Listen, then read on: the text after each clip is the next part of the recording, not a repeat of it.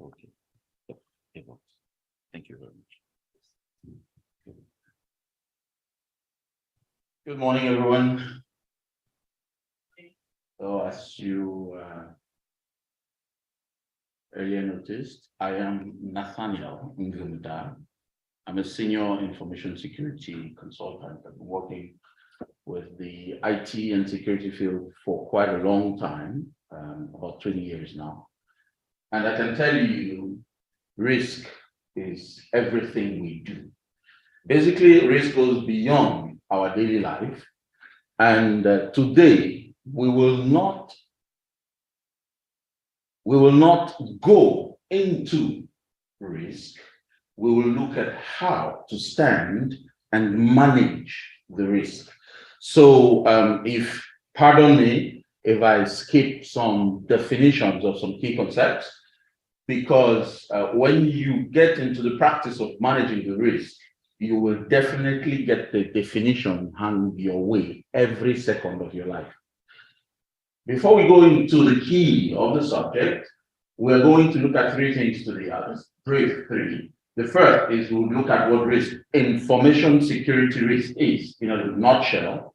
The second, we'll look at some key elements that we need to put in place in order to manage information security risks effectively. Then the third, we'll look at some do's and don'ts to help us keep ahead of the threats that the risk carry. Now, what is information security risk in a nutshell? This little diagram is to help you build the concept of risk. Now, for risk to be considered as risk, we need three main elements. The first is the threat. The threat should exist. Then you need the asset. The asset should exist, and the vulnerability. Now, how do they relate? You need an asset that a threat is interested in, and there should exist a gateway to get into the asset for you to start thinking about the existence of risk. And it doesn't suffice to have an asset or to have a vulnerability or a threat actor to think you have risk. The three should be connected in some way in this particular zone. I will tell you why. If you have an asset, what should I use? A phone. If you have a phone, right? And your phone belongs to you. It is your private property. No one has access to the phone. And you find yourself in a village where no one can manipulate the phone. Do you have a risk? There are people. People will constitute the threats. But if they can't manage the phone, then you don't have a risk. In your position, what I'll basically do is unlock my phone, leave it on the table, go to the bathroom, spend 30 minutes and come back, and I'm sure nobody will touch it. Why? No one knows what the phone does. You understand? So it's not a risk. I don't need to code my phone in a village where nobody can manage a phone. You understand? But I'll tell you why. There is a risk. If you have a curious person who likes punching things, do you have a risk? You have interest. If you have someone, a threat actor, who is curious, a threat factor, you're already here, right?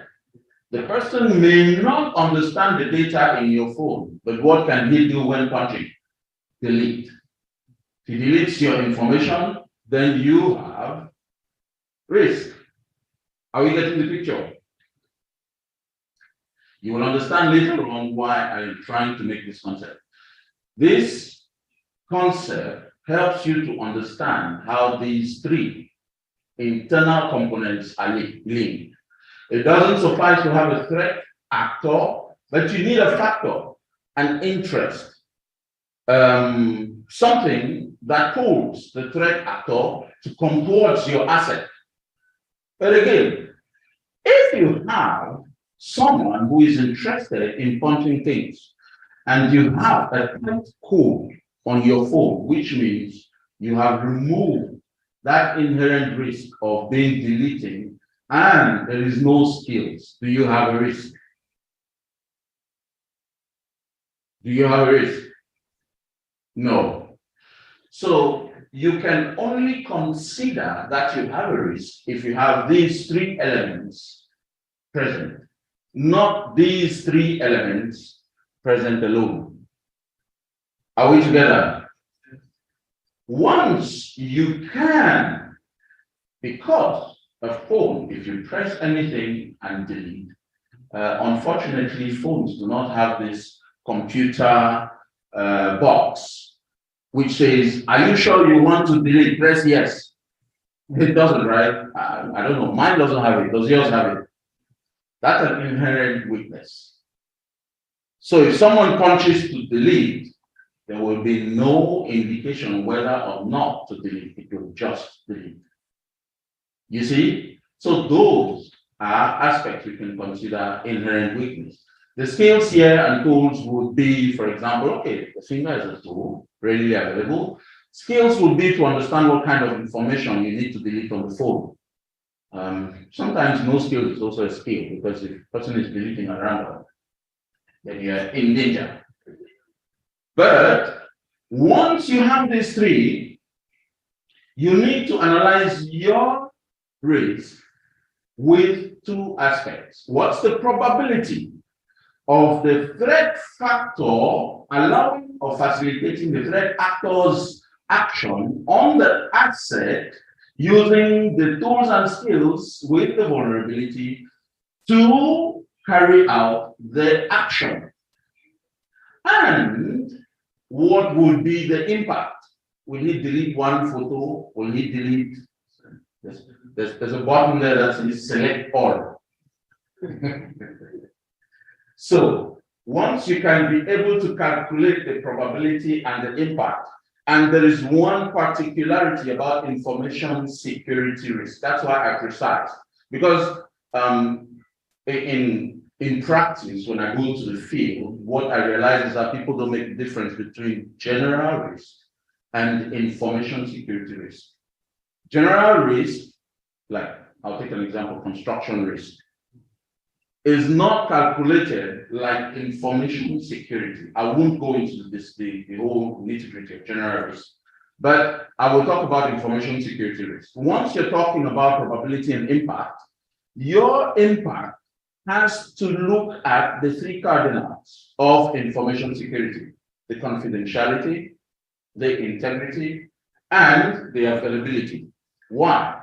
Because the action on an asset based on the vulnerability could have different impact. It could slow down an application or make it unavailable, but not corrupt the data. Does it impact? Yes, it does. But it impacts the availability. A malicious person can shut down your router. No corruption, just shut down your router. Is there an impact? Impact availability. You can just reboot the router, everything goes back to normal, right? But for the time that it was shut down, data wasn't corrupted, no one accessed, we consider there was no breach, because people consider breach as accessing the data and pulling it out. Shutting down your router is also a breach. So we would say there was no breach, but yes, it impacted your availability, right? Someone can just siphon. We talked about cyber war right now, some few minutes ago, and there's been some espionage for years. People spend years. You know what they do? They exfiltrate data. They will copy gigabytes of data. As long as you think you have, no problem. You can access, no problem. You can copy your own data, it's copying the background, copying the front ground, no problem, right? No impact on your confidentiality. You understand? Yeah. So when you're calculating risk, you need to look at the impact based on the three cardinals. It's very, very important. Now, why are we talking about risk management today? You manage risk every day in your life and you think everything is good. Unfortunately, when we fail to manage risk properly, there are some small backdoors that will let vulnerabilities lead to a great impact. Great impact. A good example, I picked this on the happennews.com, is the scenario of Citibank. How many people here know Citibank? Citibank. You know Citibank, right? They have an office just right there in Bonanza. I bet you Citibank is a high-rated bank globally, not just in the US. Very good reputation. And you will bet they have multiple controls and policies in place, right?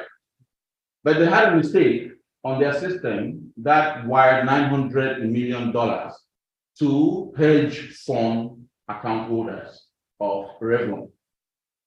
They went to get the money back. Some people were happy to give it, but as it is, money has a glue. Doesn't stick on some and stick on others, and some people refuse to give. Normal reaction, they will go to court. Would you believe that? The court ruled that they can't have their money back. So the people who refuse to give the money are correct. They ran some investigations and they thought, like most local banks, it was people trying to convert or bypass local policies. But no, the real investigation showed that it was because of a recently installed software that had user interface issues. Strange, right? Citibank, new software. And I bet you that software can be as small as a signing software. How many of you know here Adobe Sign, DocuSign? Just something you do an e-signature, right? You may think it's small. Look at what they led them to, 900 million. Aside from that, as if the 900 million was not sufficient, what happened? They had a fine of $400 million. This underscores a great importance on not overlooking risk management procedures. Very great importance. And it also underscores the importance of monitoring whether our controls are performing as expected. So, if this actually impresses the importance of proper risk management, you will get into the key elements. What are some of the key elements of proper risk management? I'm going to use a 6-step control management, I would say, diagram, and I'll tell you why later on. God's name. The first is to categorize your information system. You need to know your environment and its constraints. And by constraints, I mean everything that can be linked to everything that is in your environment. So if you have a person, what are the various constraints that surround this person? If the person has access to multi-million-dollar accounts or to your GM's mailbox, what are the constraints? You need to know.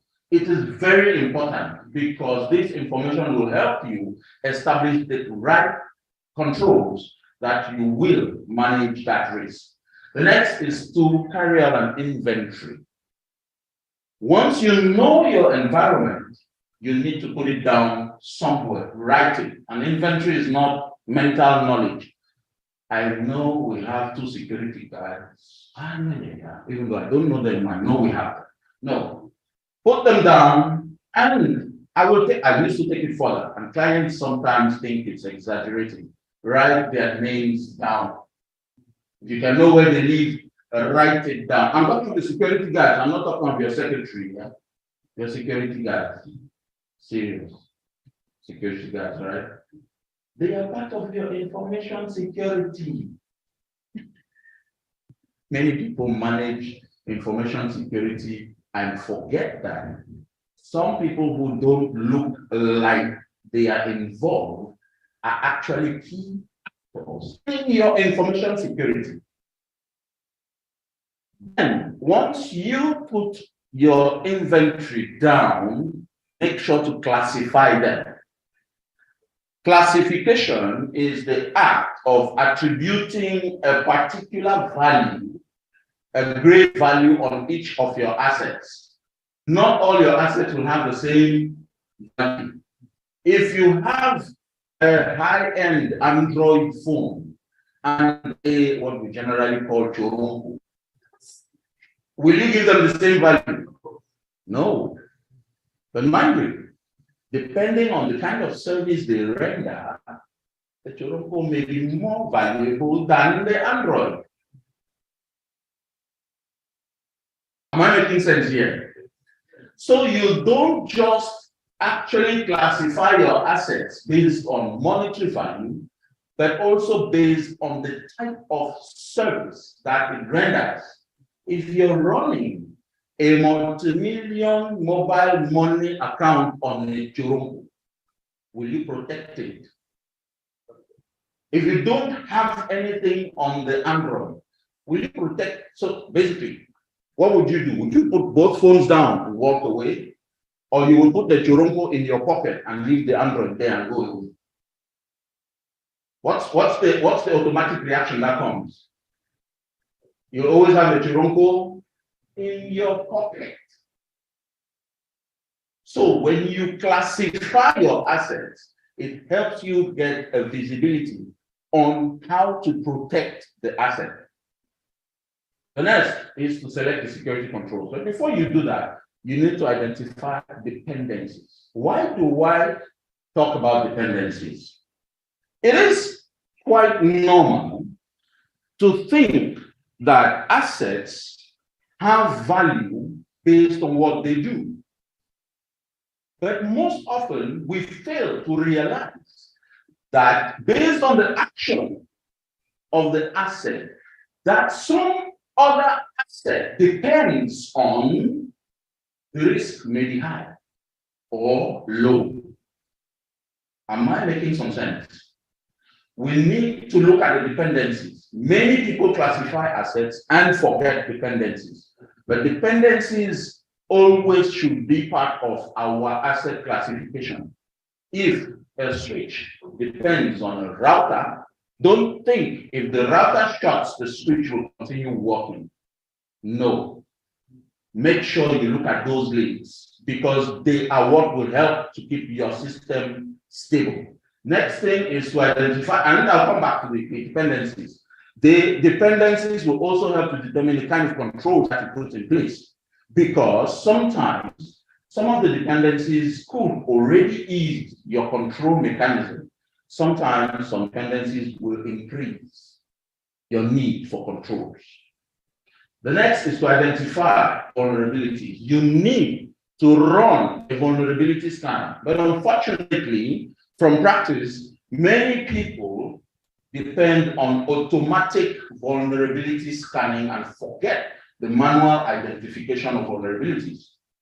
I was on a project recently, like a few weeks back, and I was trying to point this to the time. It's a little bit complicated to tell somebody that if you have a data center, you have a critical server that doesn't have a UPS, but you have a generator, and that critical server shouldn't go down.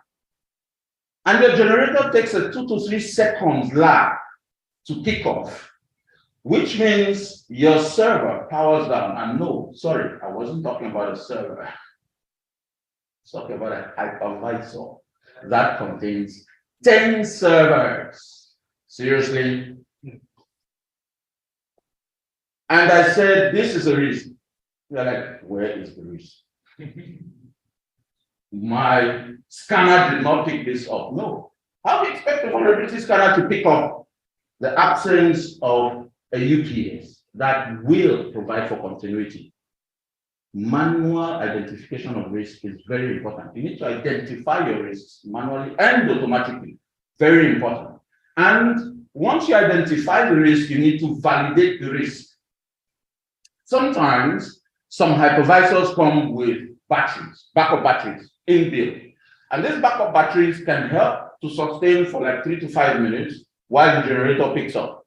So if I identify that as a risk and you tell me, no, see, my generator picks up after 3 seconds, my backup battery can last for 2 minutes. So basically, I don't have a risk, which means what I can do, and you need to validate that it exists, walk up to the central power point, shut it down, and wait. And users don't complain that they were logged out of the server, and the generator picks up, and everything works fine. Then what have I done? Validated that that risk doesn't exist. That vulnerability doesn't exist. And once you validate, then you make sure that you put it down in your risk register that you built before. And then you need to identify and implement the treatment for these vulnerabilities and threats that you have identified and validated.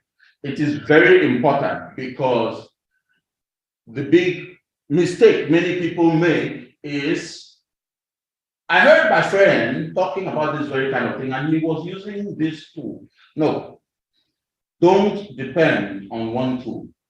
Try to look at alternatives. We are at an era where you have a lot of alternatives, and sticking to one is not a reasonable thing. Another thing, your treatment does not necessarily mean you should implement a control. Sometimes taking off one element, taking off the threat, taking off the asset, takes off the risk.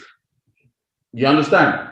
So we do not need to spend, sometimes we need to cut down in order to manage the risk within our environment. The next aspect is to make sure that the security controls that you put in place work. You need to assess them. What do I mean by assess? You need to check properly. If it is a physical control, if you have a security guard and you ask him to make sure he registers everybody who enters the data center, and he makes sure that nobody piggybacks. What is piggybacking? So I made my very good friend.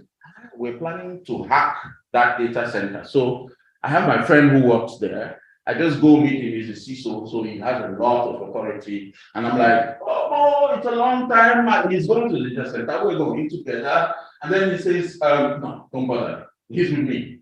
He's with me. He's with me. Do you know what that means? He just validated my access without checking. Why? He has no idea what I have in mind. So he just, no, he's with me. Security guy says, excuse me, sir, he needs to have a visitor badge. Now, to have a visitor badge, I need to get myself registered, which means I get identified, which is what I don't want. You see that? No, I tell you, he is with me. Mind you, I've seen it happen, and we can laugh, but yes, it has actually happened. I have tested it through. I've gone through several controls during my audits. Like that, I walk in, finish, and I ask the guy, how did I get in here? And then he looks at me, and he's like, you're with me. Good, right? That's how many people walk through security. So you need to go back. Make sure your security guard is doing what he's asked to do. He's with me, is not part of the controls. He takes it out. Make sure he takes it out. You need to check. Use testing mechanisms, automated tests, manual tests to make sure that your controls are working. And if they don't work, put adjustments and fine-tune it. One adjustment in the data center would be to make sure that you have this mantra. What do you know what a mantra is? You've gone to several offices where you need to enter first, the door turns, you go out before the next person enters, right? And the next person to enter needs to badge. He's with me. Can you tell the Virgin he's with me? Okay. So if you need to make sure your controls work, fine-tune them. Remove the human aspect, use automated aspects. Humans generally will try to walk around controls. So make sure it works by implementing other controls. This is what we call a defense in-depth mechanism. And then establish measurements. Key risk indicators will help you to see whether the risk is performing. Example, how many people enter the data center without badging? Your camera can tell you how many people are there. You don't need the security guard to tell you. Your camera can tell you. And how many people pass through when you see in the camera, and you look at your access management portal and, hey, we had 10 people, only 2 people badged. This is serious. So who took the hard drive? Even the person who was there seeing the hard drive going doesn't know. Nobody knows when there's a security incident. So make sure that you check if you can measure if your controls are working. And once you make sure that they are working, you need to provide appropriate authorizations to make sure that these controls that are working are properly established and are meeting business objectives, because it doesn't suffice to spend, but also ensure that you're spending correctly to get a proper return on investment in your expenditure. The next aspect is to establish monitoring, because once you are sure it's working, you don't go to bed. Mind you, hackers have a high research lab than many companies. True or false? Their tools are usually scary. If you walk into a hacker's lab, I mean, you a CISO, you will go out running and you may not sleep for weeks. The guys can do things that even in your wildest imagination during your PhD preparation, you never thought. They are 2 steps ahead, they're not 1 step ahead. Mind you, security experts are always 2 steps behind malicious guys. Security is built on how they think. Yes. So you need to monitor. If you don't monitor, then you're fooling yourself. You're fooling yourself. Monitoring means from time to time, check your cameras. Don't think that a security footage is important only when there's an incident. Why? You may not have noticed there is an incident until you look at the footage and you realize that your systems are made who deleted all the files and was fired, passed through your data center 2 weeks after he was fired. Would you ever notice that? He comes, he makes his body the old security guard. He is very disgruntled. The company didn't pay him the millions he was asking for. So he comes one afternoon, he sits there, he brings bread. Security guards are usually poorly taken care of, unfortunately. So he, cajoles this guy with some goodies. 3 hours after discussing, he says he forgot something when he was fired. Security guard, nice guy, father of a family, doesn't want to, destroy this guy's life. This is between you. Just run in and come back. And the guy says, no. Only 2 minutes. It takes, how many minutes does it take for me to plug a malicious USB drive? In not even 1 minute. Seconds. Thank you. And the whole data center is down. I just injected a malware. Can you imagine that? We look at these things as if they are out of the movies. No, I am telling you things that have happened. These are things that have happened. Many times, administration will tell you that. Because sometimes they count on reputation, sometimes they don't want to give the idea for another person to go do it. But unfortunately, sometimes you need to speak loud. You speak loud because whenever you discover an incident, you put a countermeasure and you tell people that we have discovered so that they should not go thinking again. Let them stop it. You understand? Once you keep a monitoring attitude, you can establish a SOC. You can just, a SOC, a Security Operations Center. You can decide to build a blue team. You can even decide to establish a red team that partially monitors the environment. You can decide to hire security analysts who will monitor your SIEMs, your security incidents and event management, most of these SIEMs that have to capture logs and produce them. You have SIEMs like Splunk, CrowdStrike. You have really open source SIEMs that you can use that are I would say free, open source. You can customize for your environment, but please never leave your environment without monitoring. Establish time for review. Management needs to review your security footprint regularly. They are not there for film. It is not Steven Spielberg trying to build a film for your company. They are not dummy. Sometimes if you don't even check, you may realize, like I actually noticed in 2 huge companies, that the footages were not usable.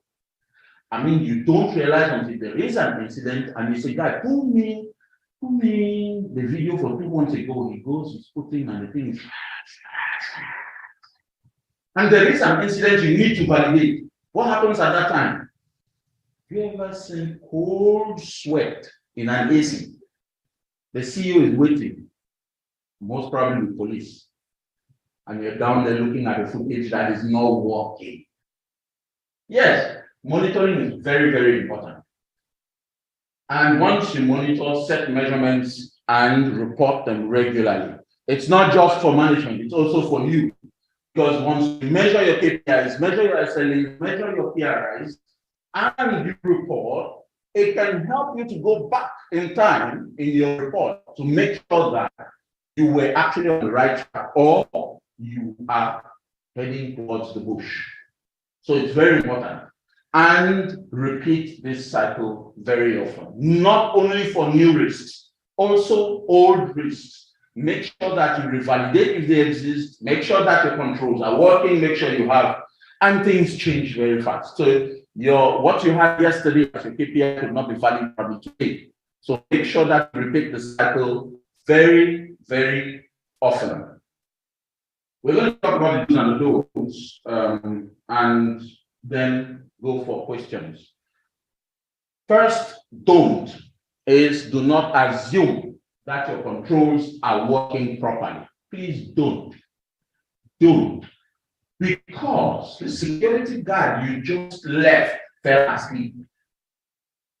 How many of you have seen security guard asleep? Because they fall asleep. So you don't assume your control is working properly. No. If you click now, it works. You know what computers usually do? The GM says, I can't access this. You leave and climb to the 5th floor. You think it works. Okay, no problem. The moment you're on the 2nd floor, it doesn't work again. Don't assume. You need to set up monitoring and response mechanisms. Make sure that you check regularly whether they're working, because you can easily pick up why they don't work. Always check to identify the issues. Don't look at the problem and look at workarounds. Go to the base, identify the issues that don't work, fix them, fine-tune them, make changes if necessary. Always test from time to time from every angle. And when I mean every angle, it means your risk is inside, test inside, and don't forget outside. Because while your insiders are working to break you down, the outsiders are not sleeping as well. Don't think your insiders won't break you down. Believe me, I have seen more malicious insiders than outsiders. Insiders are the higher risk because they have direct access. You can monitor access from firewalls. Can you monitor what the guy does on his machine when he's clicking? So beware. Make sure you check from every angle. The second don't over-rely on compensating controls. What are compensating controls? I'll just give a brief idea. We have a system. I came across a case where the company had a firewall that was the key firewall for a DMZ. This firewall could not be updated in a short period of time because it takes time to configure everything that is in the firewall. It took actually months for them to build all the rules, fine-tuning all the applications that were sitting behind the firewall. And we had already built a perimeter. That firewall was a key firewall for the perimeter on the project. Couldn't be updated because it's end of life. So we said, take out the firewall. And the guy said, if we take out this firewall, our project goes down for months. Like, no, I don't want to wait for months. I want this project to go. So we could use a workaround by establishing another firewall behind that firewall in order to provide for the extra security that the project needed. That extra firewall did not take away the previous firewall. We just looked at the parts that could be vulnerable and configured a set of rules on the new firewall that was behind. So every communication goes through the new firewall to the perimeter firewall before going out to the users. This extra layer of control is called compensating control. We had to put that firewall to compensate for the weakness of the perimeter firewall. But when I left, my last word was, in my report actually, you have 6 months. You said it takes 6 months, right? You have 6 months to take out that perimeter firewall and take out the other one behind and put one firewall. As long as that perimeter firewall exists, you are vulnerable. Why? The second firewall could also have eventual vulnerabilities that would require more treatment, more expense, and probably could also have a case that will not be resolvable. What would you do? Add another compensating control? No. You can't count on compensating controls for a long time. So when you discover that, first thing is to set a time limit to remediate. And the second thing is to always review with management. Go back on a monthly review, tell them we have this. Should we take it off or should we keep it? Let management, who in every case is accountable for risk, decide. Let them tell you, okay, it will require an extra $10,000. We accept it, keep it until we're done. Tell them why. Give enough information so that they should make that decision. Then you go ahead and treat the risk accordingly. Don't be hasty. People are refractive to security. Mind you, in almost every environment that I've had to implement security controls, 80% tell you no the first time. Many people don't like security. Put a code on your phone. Why? No, your password should not be 6 characters, it should be 8 minimum. Jesus, I can barely remember 4. Now you're already on 8. You see that? It takes about 30 minutes to crack an 8-character password nowadays. So do you know what's recommended for admin servers?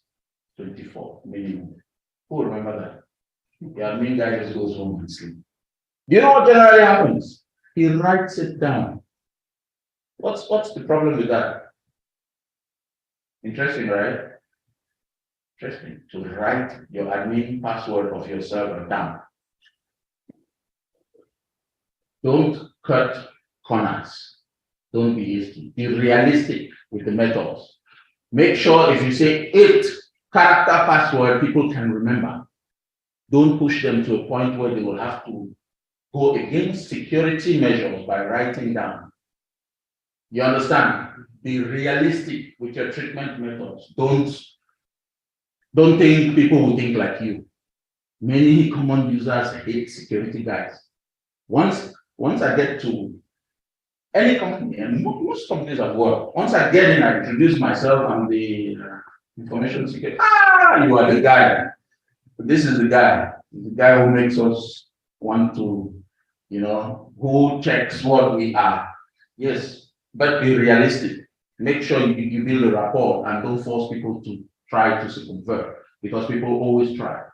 Then, if you have an issue, make sure that you gather enough information for management to decide how to tackle the risk. Don't go with a fancy story, thinking that you want to make yourself look good. You rather get fired than end up in jail for a security problem. Mind you, I've seen people go to jail. You rather get fired than end up in jail because you were the cause of the company losing $900 million. Some of them have gone to jail. Eh?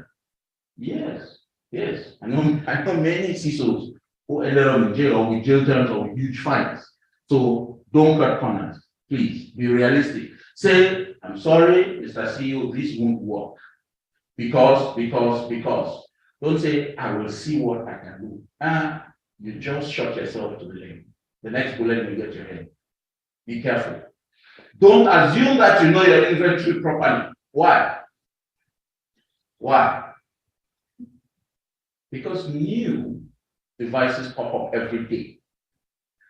I was working on reviewing the SIM for a company and noticed that some outsiders managed to get their way into the company and registered their devices like company devices. Unfortunately, since they couldn't understand the naming convention, we could easily kick them out. Don't assume you know your inventory. What you see as Joe's laptop may not be the Joe you know. Always check your inventory and update it regularly. And once you notice that you have strange assets, block them.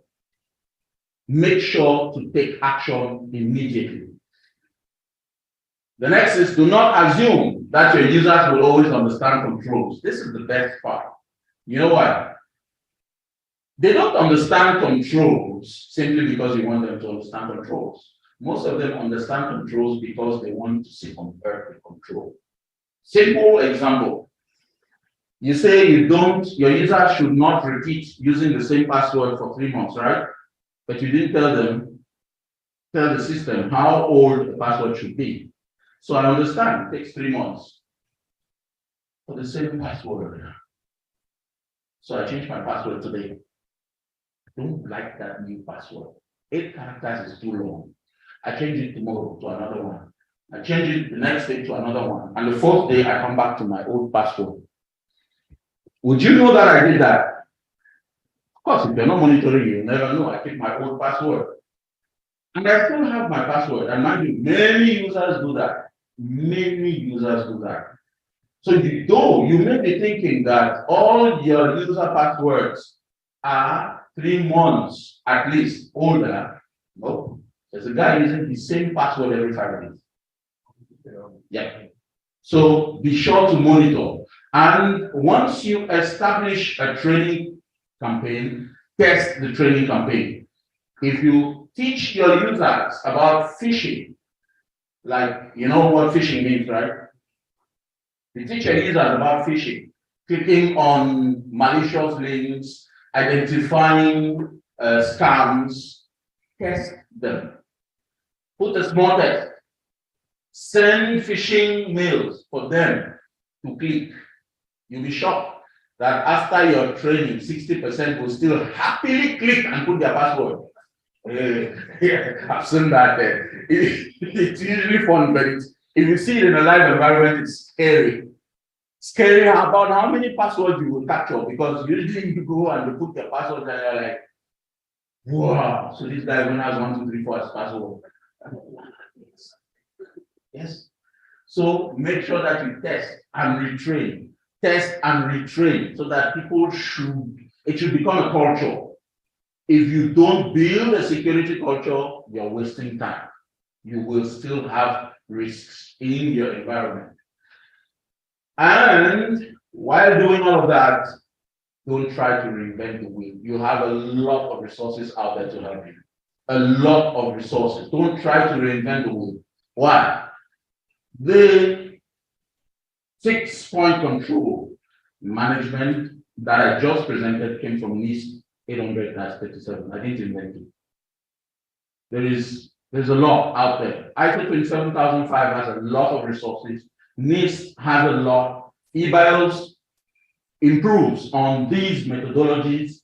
Mehari, Octave, ISF, it's a European. I know this is a little bit new. It's a European standard. I would call it standard, international standard framework. They have a risk management framework that is highly detailed. When I went through it, I was shocked at how detailed they had. They have like they had what they call the standard of good practice that has about 5,000 controls. You can pick and repeat. And if you read, you will come across a lot. So instead of having sleepless nights trying to think of how you should reinvent your security, just go to one of them, look at what they say, look at your environment, and customize. You will be successful. You also have what we call benchmarking. You can talk to people who are in like fields. So if you're in banking, for example, talk to other bankers, other security experts in other banks, how they do, what they do. Don't copy, please. Copy paste is the worst thing you can want to do in security. Don't copy, but inspire yourself and customize, and you will build a marvelous risk management framework. So just to summarize, you need to build your risk assessment, establish policies and procedures. You should have a business case that supports all the changes that you want to make, the controls that you're implementing. Make sure you sit and think about your environment properly and design and implement a good security program. And then make use of managed services. They help you save a lot. And don't forget the human. We are always done. Please think about us every time you're planning your security program.